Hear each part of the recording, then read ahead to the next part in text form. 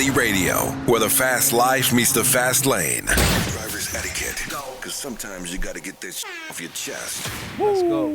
It's driver's etiquette today, y'all. You already know how we get down, man. Now, y'all already heard the question that we had. Is your car over 7 years old? And the reason I ask you this is because it seems that cars are living longer on the streets. Okay.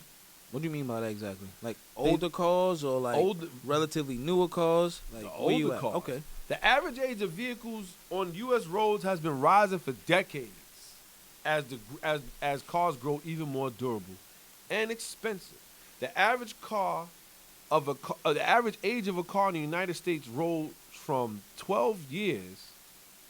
It rose to 12.1 years in 2021. In 2020, it was 11.9 years. The average age was 9.6 years for a car. There was a time when drivers didn't expect to get more than 100,000 miles out of their cars at most. Wait, it was a time? Yeah. When was that? These days, it's not unheard of to get 200,000 miles on your car. So, Rally Radio, man.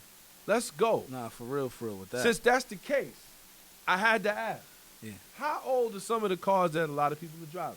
Okay. Then I had to look at myself. I drive a 2006 Infiniti M35X. Let's go. That car is 15 years old. Damn, that is true, son.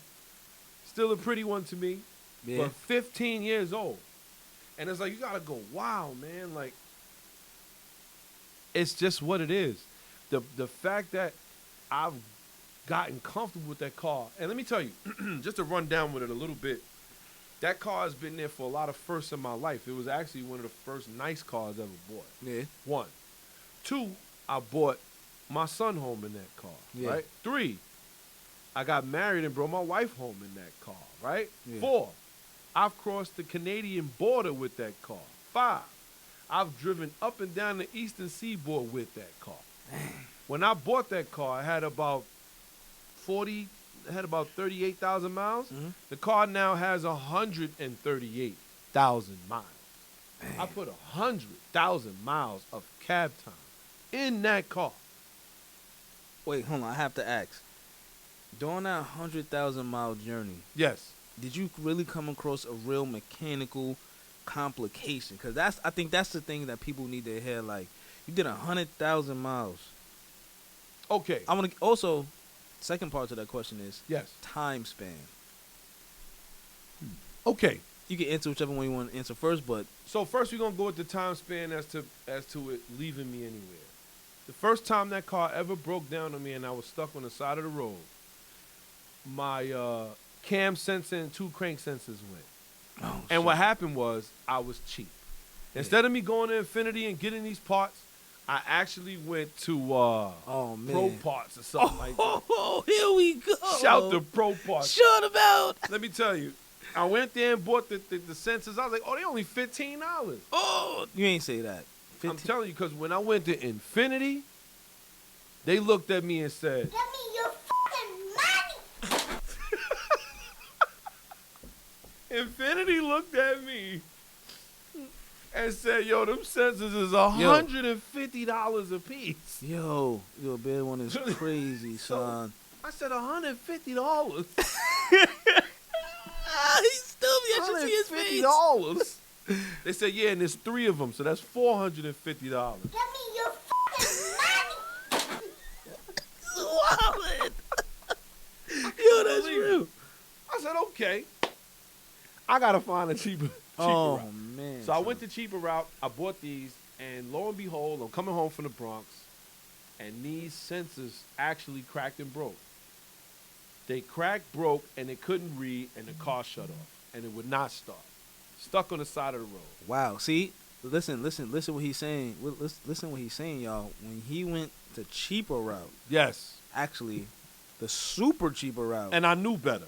and he knew better because, like he said every Saturday on the show, he's a car guy, which means I knew he's better. also mechanically inclined. Yes. Right? And I put those sensors in, too, by the way. He said he put them in himself. Damn it. Damn it. Yeah, but that's what I'm saying, yo. All suicide. right, so I guess could we categorize that as a major Oh, that was a loss. situation That was, well, or a major mechanical problem? well, no, not really, because that's the problem with the kind of car that I have. It has more to do with the other stuff, not necessarily your the mechanical stuff. Yeah. It has more to do with the electronic stuff, and that's the Gotcha. thing about the newer and newer of car you get. Yeah, that's true. So, I gotta say, it has never left me on the side of the road with a mechanical issue. No tranny issues, knock on wood. Got you. Okay. No okay. engine issues that left me on the side of the road. No brake issues. Nothing Suspension. like that. Nothing like that. That Gotcha. car has been solid. An Ooh. Infiniti M35X. Her name is Grace, by the way. My next question. See, I'm glad you said that. My next question is, because this is what I asked wifey too. Did Infinity sell you on their product? Yes. See that right Yes. there. Listen, y'all. That is very, very important. What he just said. His experience with the vehicle. He's now sold that they actually can make some good vehicles. I'm going to tell you. I am a firm, like after with this car, if I had to buy another Infiniti, I would go look. If they had something in the realm of what I'm looking for, I would go look. See? Also important what he said. Yeah. The realm of what he's looking for. Yeah, because they built it. But wait though, I don't want to keep dragging this on because I Let's know go. we're gonna talk about more stuff. You're probably gonna ask me the same type of questions. But what made you choose the M35 to begin with though? So that's a very interesting question too. Well, maybe choose the M35. I was in the hunt for a new car. I had a 1989 4-door Civic called the Gray Ghost. I like that Chuck, car. aka Chuck, the Chuck wagon. Let's go. So when I bought this car, I said, yo, you know what, man? I bought it for $200. Let's go. Can't go wrong. Can't go wrong. But wait though, that same vehicle is around to this day. Still. Let's go. 250,000 miles on the clock. Still cranks and everything. Still cranks and starts. Starts everything. I said, okay, I'm going to buy it. I drove for 8 years. I'm notorious for that. Yeah. I'm a firm believer that cars have souls. I'm a firm believer that they have attitudes and they have everything that a human has. And they talk to you. Yeah. And that car actually spoke to me. This one day I was driving that car to work and it left me on the side of the road because the exhaust broke. Ooh. And I was to the point where I don't need to drive cars like this anymore. I can go get myself something nice. So you know what I said? At first I went to the Audi dealership. And Yeah, I what was like- happened there? What happened to Audi? So I go to the Audi dealership. I was looking at an A4 Sport. Then I went looking at the A5 or the S5. Ooh. And I was like, you know what? I think I'm going to make that happen. Yeah. But the more I started doing homework on those cars, and it was like, oh, fuel pump issues and all this other kind of stuff. And I was like, you know what? That's a no. Because one of the cars in particular had a serious recall over their fuel pump.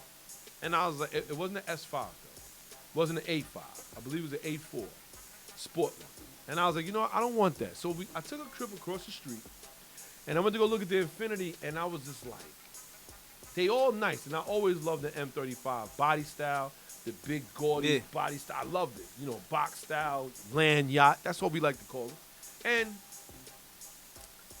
it just appealed to me. And when I went to the dealership, they had so many different ones. They had a black one. They had a nasty bluish green looking. And then Turquoise jump off. yeah, with the tan interior. Oh, I probably would have earled on the floor. Let's I'ma go. Tell you, that car was beautiful, but I saw this white one with black tint, tan interior, had everything that I wanted. And it spoke to Bluetooth, you. backup camera, navigation. And I was just like, oh my God, I'm in love with the car. And I bought it. So it wasn't Infiniti that was originally my choice. That's what I'm saying. Okay. But okay. it led me over there, and then as I took the car for a test drive, and I drove it, and I was like, yo, this car is like, it felt like I would hit a bump and you wouldn't feel it. It had power. It was all-wheel drive.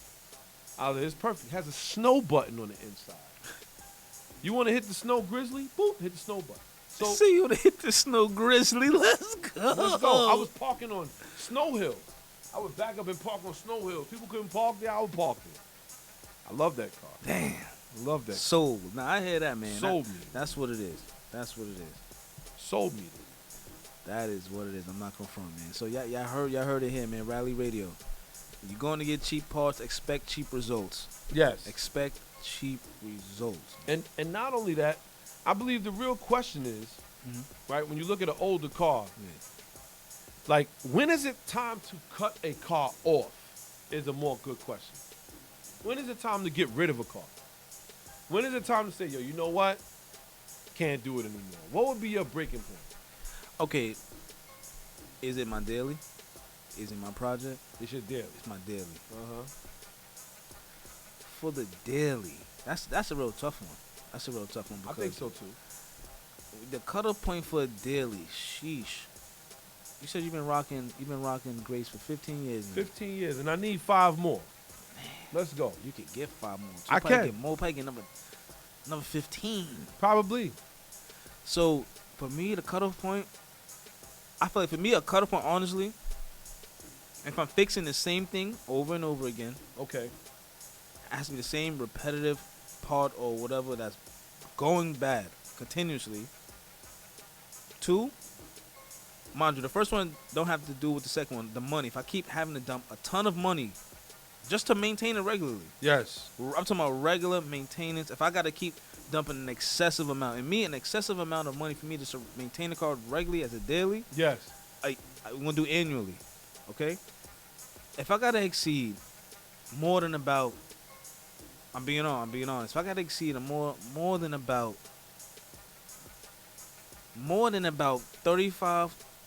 3,500, I can't do it. I feel like that's a bit much. Annually? That's a So, lot. shout to Clarence. He said when it becomes more expensive to fix than what it's worth. But that's not. That's kind of tough though, because you know they depreciate. I mean, but They let's say, depreciate. for instance, right? And this is one where maintenance comes into play. Yeah. God forbid you blow your motor. Come on, son. Car's already 15 years old. That's what I'm saying. You like, so what is it gonna cost me to get a motor and put it out? If I put it in myself, or if I have somebody put it in, it's at that point where you go, now I gotta look at, is this a forever car? Is this a forever sports car for me, or is it something I'll be working on? Yeah. Or is it something I could part with? That's good. Hold your train of thought. I got a quick little story. Uh-huh. Just like what you said. When do you say quits on a car, right? Yes. So my uncle had an M35, Okay. right? With 220,000 miles. Mm. He blew the head gasket. Uh-huh. He called it quits. It had 220,000 miles. I mean, imagine how much cab seat time he put in. He probably got tired. drives. He drives. He probably So- got tired of it. But this is what I mean. Like, is that an adequate time to call it quits when it's like, oh damn, we got cooler mixing with the oil, now it's coming out muddy? Well, here's my thing. So I'm saying I don't Here's know. my thing. A head gasket I could fit. But wait, but this is what I'm saying. Is that an extreme where it's like, yo, I can't even No, extreme to me is ride through the block. poof, right? That's it. That's what I'm saying. Infinity be looking at you like, Give me your fucking money. Yo, that is one of the craziest ones on the whole board right now. Like, yo, it's the truth though. but I think that ultimately, you get to that point. So my question is, does this rule apply to sports cars? Wow. Does this rule apply to sports cars?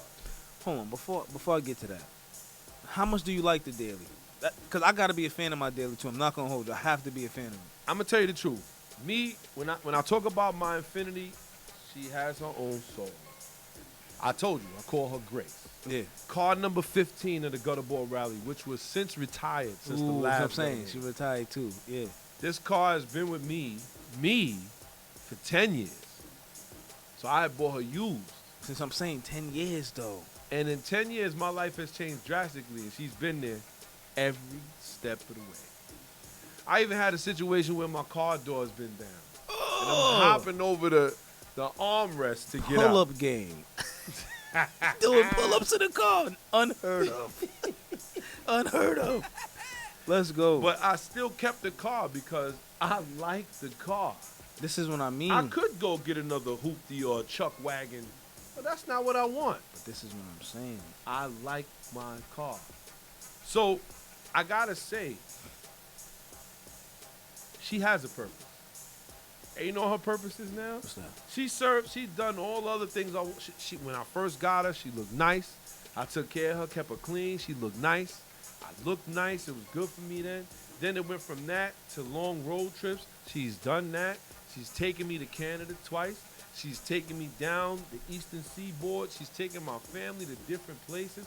She brought family members home. She's done that. She has been the shining light. So it's her turn now to live life on easy street. And you know what that is? What's that? Getting me back and forth to work, Yeah. and maybe every now and again a little bit of spirited driving. Mm-hmm. But she has lived her life to the fullest. And I will say, for her to be my daily, I am proud to own that car. See, that's what I'm saying. Like that's really good.